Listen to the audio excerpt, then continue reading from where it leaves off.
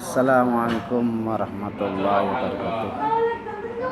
Kembali dalam kesempatan pagi ini anak-anak kelas 7 yang dibanggakan ya, untuk belajar fikih kembali guna untuk menyempurnakan pelajaran yang kemarin yang sudah tatap muka, tapi hanya waktu sebentar ya, karena double shift, yaitu belajarnya separuh-separuh ya, sehingga pada saat ini kita harus lebih dilengkapi dengan materi ya, dengan daring ya, lewat video.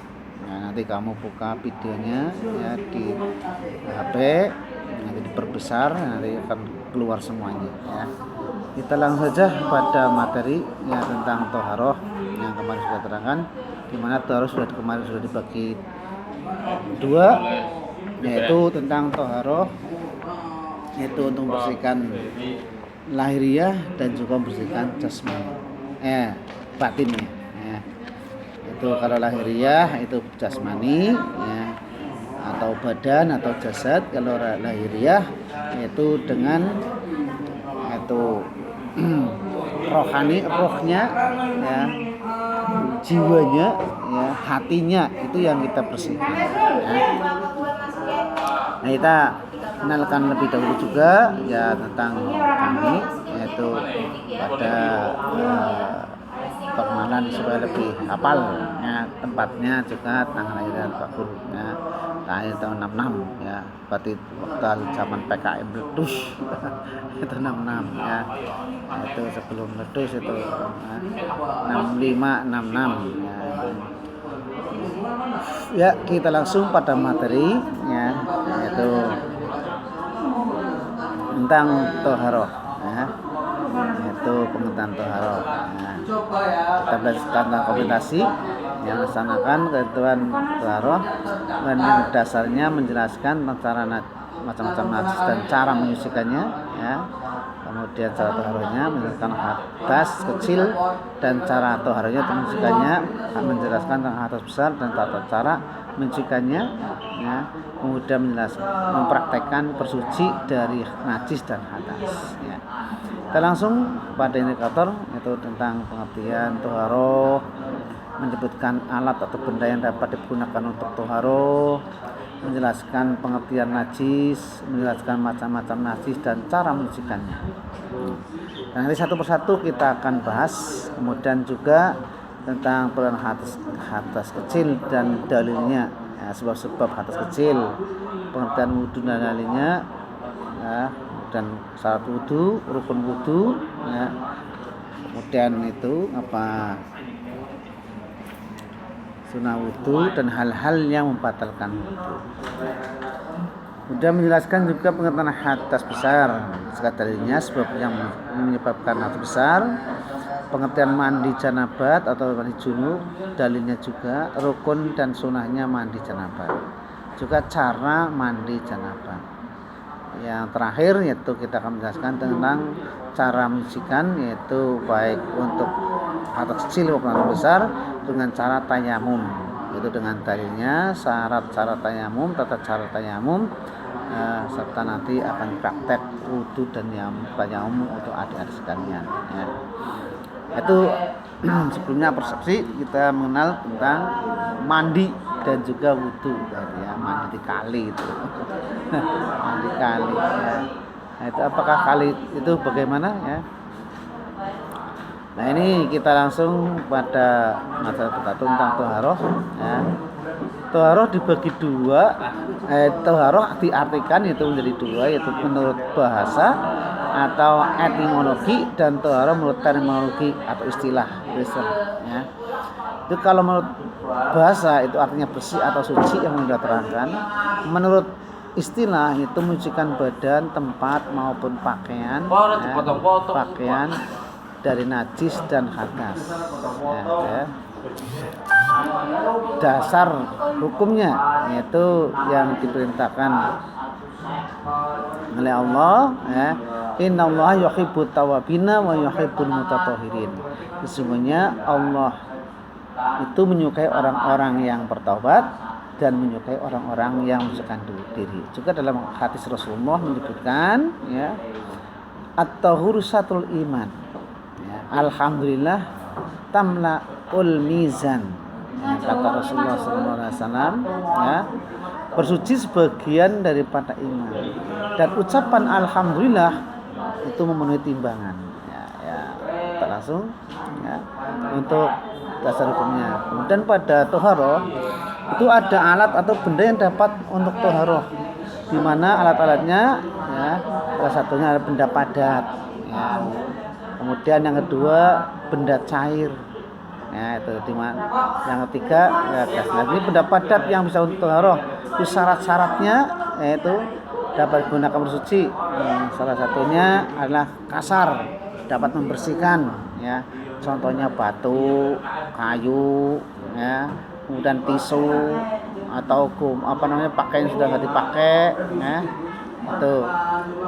Kemudian suci ya, paling penting kasar bersih, tapi itu ada suci, itu syaratnya ya. Kemudian yang kedua yaitu untuk toharoh itu benda cair. Benda cair yang dapat digunakan untuk bersuci adalah air mutlak. Yang mana air mutlak adalah air suci yang menyucikan. Air suci yang menyucikan ya. Karena ada air yang tidak mutlak atau ghair mutlak, yaitu air yang suci tapi tidak menyucikan ya. Kalau air mutlak itu air suci yang menyucikan, contohnya air yang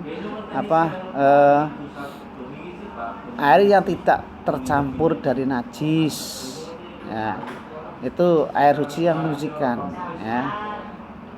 Tidak sama seperti diantaranya air mutlak, yaitu ada 7 ya, yaitu air sumur, air sungai, air laut, air hujan, air salju ya, terus air embun ya, kemudian air sumber ya, sumber air yang mengucur, itu terutama di pegunungan ya.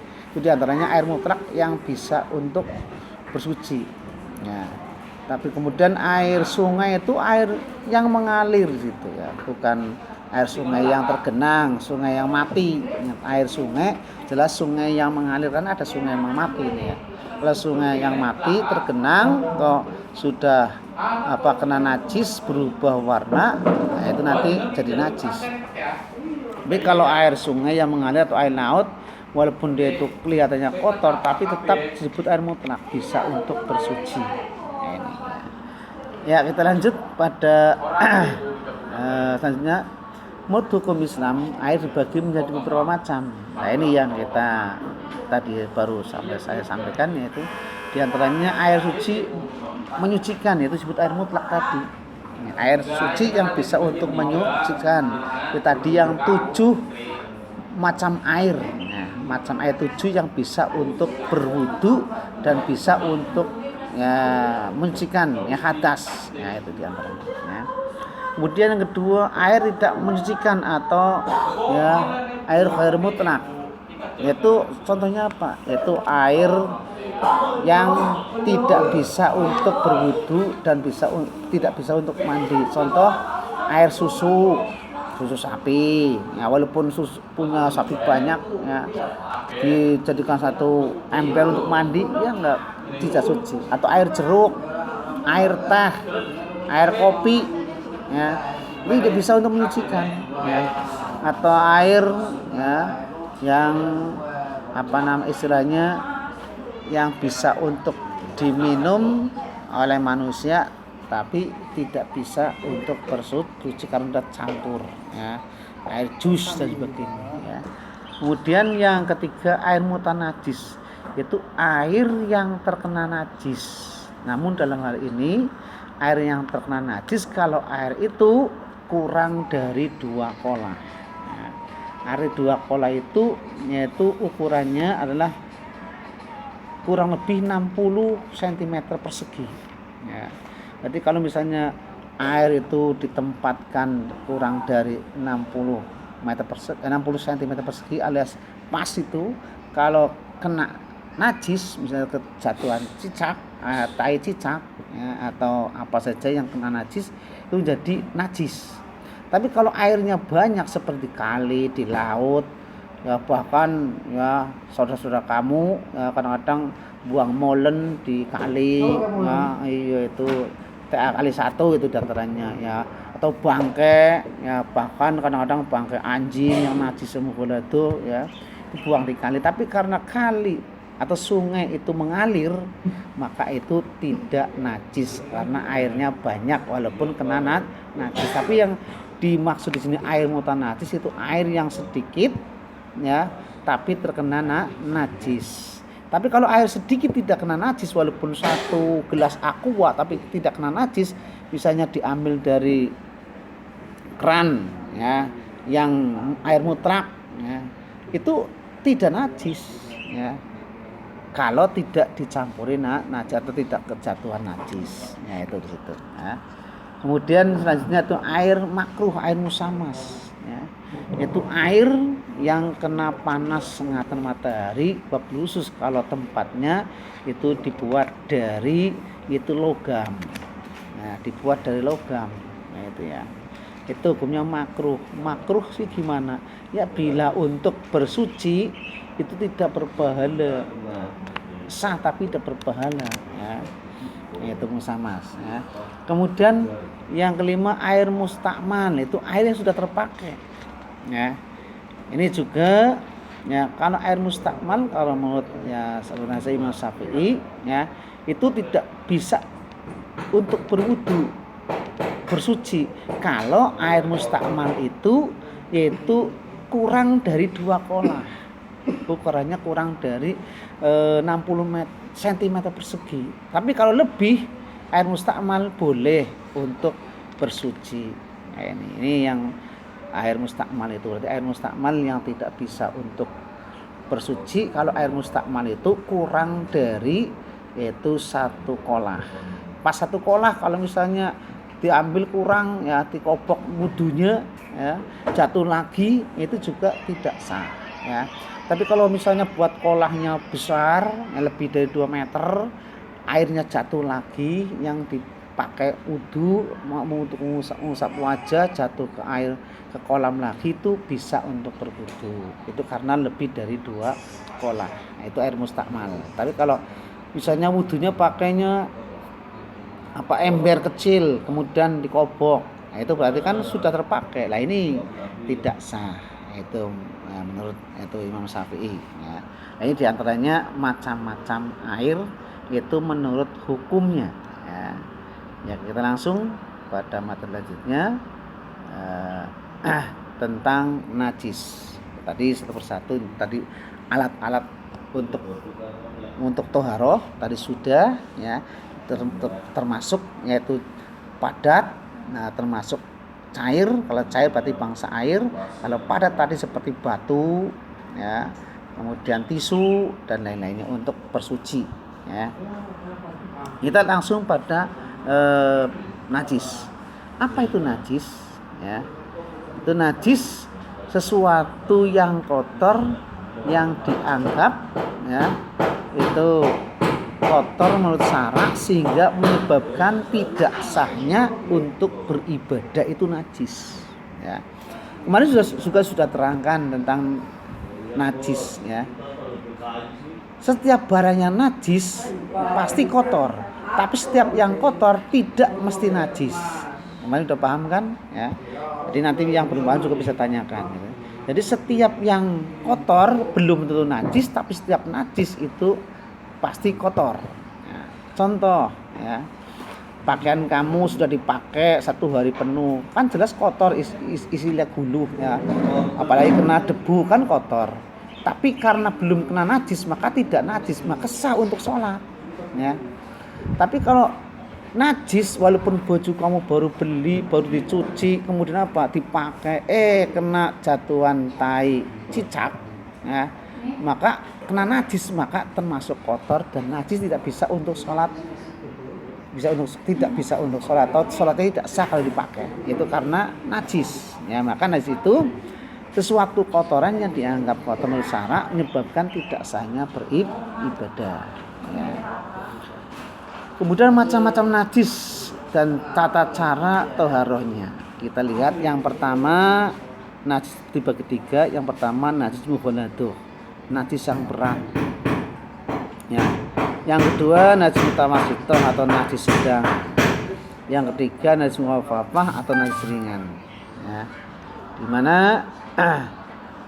kita tahu ya, najis mughalladzah, najis berat itu ya najis yang disebabkan oleh air liur anjing atau air liur babi, maksudnya binatang anjing atau binatang babi atau celeng ya, yang mengenai yaitu tempat, barang atau badan ya, itu berarti kalau kena air liur binatang-binatang itu berarti kena najis mughalladzah.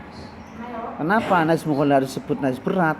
Karena cara menyucikannya lebih berat dibandingkan najis yang lain ya. Si beratnya gimana?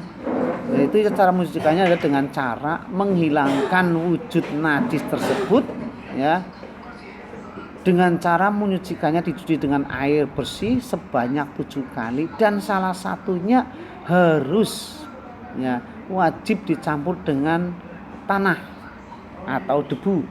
Nah, itu campuri ya, atau pasir. Yang tanah ya debu, ya pasir termasuk tanah ya, batu juga termasuk debu, itu menurut Imam Syafi'i ya. Jadi di sini cara mencucikannya najis mughalladzah yaitu dengan cara dicuci 7 kali, dan salah satunya harus dicampuri dengan tanah ya atau debu, maka disebut najis berat ya, karena mencucikannya lebih berat, 7 kali mencucikannya. Tapi kalau najis selain mughalladzah yaitu paling penting sudah apa istilahnya warna, bau ya, kemudian rasa itu hilang ya, dari pandangan, dari penglihatan, dan juga itu bisa sudah najisnya hilang ya. Di sini dalam hadis Rasul disebutkan ya, itu at-tahuru ya, inna in ahadikum ita walahu fihil kalbu ayaghsilahu sab'a maratin ya, awlahunna biturabin ya. Disebutkan cara menyucikan bejana seseorang di antara kamu apabila dijilat anjing hendaklah dibasuh 7 kali, dan salah satunya dicampur dengan debu. Ini dasar hukumnya itu untuk menghilangkan najis mughalladzah ya. Langsung pada yang kedua najis mutawassithah atau najis sedang. Mutawassithah dibagi 2, yaitu diantaranya yaitu pertama najis mutawassithah hukmiyah ya. Yang kedua najis mutawassithah ainiyah ya. Mutawassithah hukmiyah yaitu najis yang diyakini ya, yang diyakini yaitu adanya tetapi tidak ada wujud bau maupun warnanya ya. Berarti diyakini bahwa itu najis walaupun tidak ada wujudnya, tidak berbau, dan tidak ada warnanya. Karena apa? Sudah hilang, seperti air kencing yang sudah kering ya. Itu misalnya adik kamu kencing waktu bermain ya, itu ternyata apa? Sampai kering belum dipel, belum dicucikan lah istilahnya, maka dia itu masih kena najis ya, masih ada najisnya ya. Itu berarti cara menyucikannya itu cukup dipercikan atau disiram dengan air di atasnya itu ya, berarti disiram air ya atau dipel ya, itu berarti hilang. Itu berarti lebih ya mudah dibandingkan mughalladzah ya. Itu paling penting itu sudah ya diberi air, dipel, dihapus dengan air, maka najisnya itu hilang. Tapi kalau mutawassithah ainiyah berarti najis yang wujudnya, baunya, warnanya masih ada ya. Seperti kamu lihat misalnya air kencing adik kamu masih kelihatan airnya itu, baunya masih ada, warnanya masih ada. Atau misalnya apa kotoran ayam atau binatang, apalagi kotor manusia itu misalnya, itu wujudnya masih ada, berarti itu ainiyah. Karena ainiyah itu asal dari ainun mata, berarti masih terlihat ya wujudnya warnanya ya, apalagi baunya menyengat ya. Berarti bisa kelihatan baunya yaitu dengan hidung yang melihatnya ya, warna itu melihat mata, wujudnya juga mata itu. Nah, cara menyucikannya itu dibasuh atau disiram atau dicuci sampai hilang wujudnya, itu hilang, baunya juga hilang, warnanya juga hilang ya, kecuali jika wujudnya sangat sulit dihilangkan karena melekatnya itu digosok terus gitu ya, itu karena warna itu biasanya ya, itu biasanya warnanya sulit hilang ya, karena sudah menyatu karena sudah menyatu warnanya, mungkin makannya apa itu jadi warna dengan benda yang tempat itu menyatu, nggak bisa hilang ya, sulit sekali ya. Makanya tetap dibersihkan asalkan bau wujudnya itu hilang. Nah, ini tentang najis mutawassithah ainiyah, berarti najisnya betul-betul kelihatan ya. Kita lanjut, itu benar-benar termasuk najis mutawassithah diantaranya ya bangkai binatang darat ya. Jadi setiap bangkai itu, bangkai darat tuh najis kecuali belalang ya, karena bangkai itu juga termasuk haram ya. Tapi ada yang dihalalkan, yaitu bangkai ikan dan bangkai belalang. Jadi kalau bangkai ikan, kalau belalang itu binatang darat, yaitu yang terbang itu ya, itu ada tidak najis ya, itu karena dimakan saja halal ya, itu bangkai binatang darat ya, itu. Kemudian segala macam darah ya, segala macam darah ya, kecuali darah hati dan limpa ya. Tapi hati limpa binatang yang halal ya. Kalau binatangnya sudah najis ya najis tetap ya. Kayak misalnya ada binatang kerbau sudah jadi bangkai ya, karena mati sendiri, maka tetap hatinya juga najis karena sudah jadi bangkai. Artinya di sini hati dan limpa ya, yaitu segala macam darah kecuali hati dan limpa, yaitu hati limpa, yaitu yang artinya yang halal ya. Walaupun itu artinya sudah disembelih ya, hatinya dipegang ya, enggak najis ya, enggak najis karena sudah sudah disembelih ya, limpa ya, juga terjantungnya itu juga tidak najis ya. Kemudian ya nanah, yaitu darah yang sudah membusuk ya, sudah membusuk pada tubuh kita, misalnya nanahnya yaitu, tapi yang di sini sudah membusuk nanah itu yang sudah keluar ya, sudah keluar dari tubuh kita, sama ya seperti ludah ya, sudah keluar dari tubuh kita ya, kencing juga yang sudah keluar dari tubuh kita ya. Tapi kalau nanah masih melentung, itu masih ada dalam nanahnya, itu wudunun misalnya, itu ya tidak najis. Tapi kalau udah keluar, artinya apa? Wudune udah melotot, terus melotot baik kena nanahnya keluar, itu berarti najis ya. Tapi supaya tidak keluar ya ditapel, ditensoplas ya, kalau misalnya mau sholat ya. Kalau sudah keluar nih misalnya. Nah, tapi kalau sudah keluar, yang keluarnya itu yang sudah menjadi najis ya, seperti karena darah kotor gitu ya.